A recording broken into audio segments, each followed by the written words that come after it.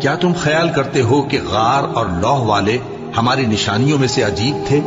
جب وہ نوجوان غار میں جا رہے تو کہنے لگے کہ اے ہمارے پروردگار، ہم پر اپنے ہاں سے رحمت نازل فرما اور ہمارے کام میں درستی کے سامان مہیا کر۔ تو ہم نے غار میں کئی سال تک ان کے کانوں پر نیند کا پردہ ڈالے رکھا، یعنی ان کو سلائے رکھا۔ پھر ان کو جگا اٹھایا تاکہ معلوم کریں کہ جتنی مدت وہ غار میں رہے دونوں جماعتوں میں سے اس کی مقدار کس کو خوب یاد ہے۔ ہم ان کے حالات تم سے صحیح صحیح بیان کرتے ہیں۔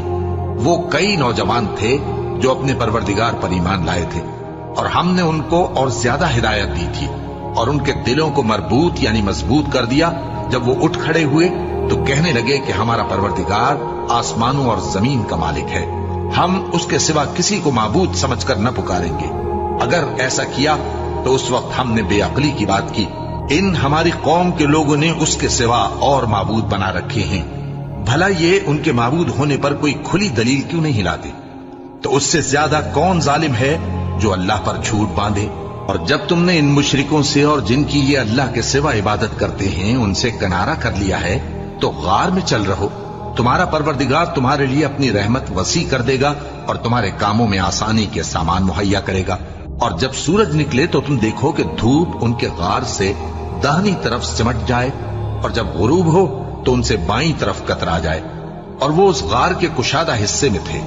یہ اللہ کی نشانیوں میں سے ہیں، جس کو اللہ ہدایت دے وہ ہدایت یاب ہے، اور جس کو گمراہ رہنے دے تو تم اس کے لیے کوئی دوست راہ بتانے والا نہ پاؤ گے۔ اور تم ان کے متعلق خیال کرو کہ وہ جاگ رہے ہیں حالانکہ وہ سوتی ہیں، اور ہم ان کو دائیں اور بائیں کروٹ بدلاتے تھے، اور ان کا کتا چوکھٹ پر دونوں ہاتھ پھیلائے ہوئے تھا۔ اگر تم ان کو جھانک کر دیکھتے تو پیٹ پھیر کر بھاگ جاتے اور ان سے دہشت میں آ جاتے۔ اور اسی طرح ہم نے ان کو اٹھایا تاکہ آپس میں ایک دوسرے سے دریافت کریں۔ ایک کہنے والے نے کہا کہ تم یہاں کتنی مدت رہے؟ انہوں نے کہا کہ 1 دن یا اس سے بھی کم۔ انہوں نے کہا کہ جتنی مدت تم رہے ہو تمہارا پروردگار ہی اس کو خوب جانتا ہے، تو اپنے میں سے کسی کو یہ روپیہ دے کر شہر بھیجو، وہ دیکھے کہ نفیس کھانا کون سا ہے تو اس میں سے کھانا لے آئے، اور احتیاط سے آئے جائے اور تمہارا حال کسی کو نہ بتائے۔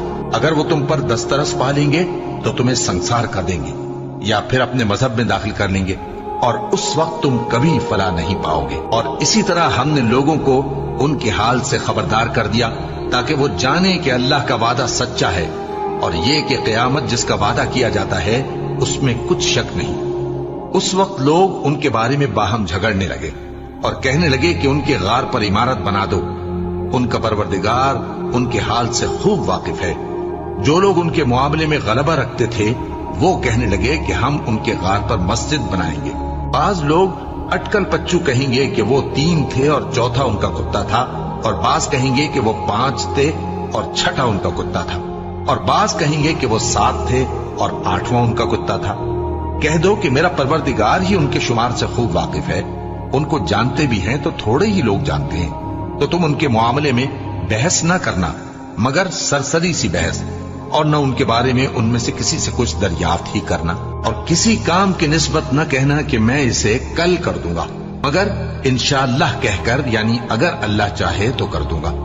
اور جب اللہ کا نام لینا بھول جاؤ تو یاد آنے پر لے لو، اور کہہ دو کہ امید ہے کہ میرا پروردگار مجھے اس سے بھی زیادہ ہدایت کی باتیں بتائے۔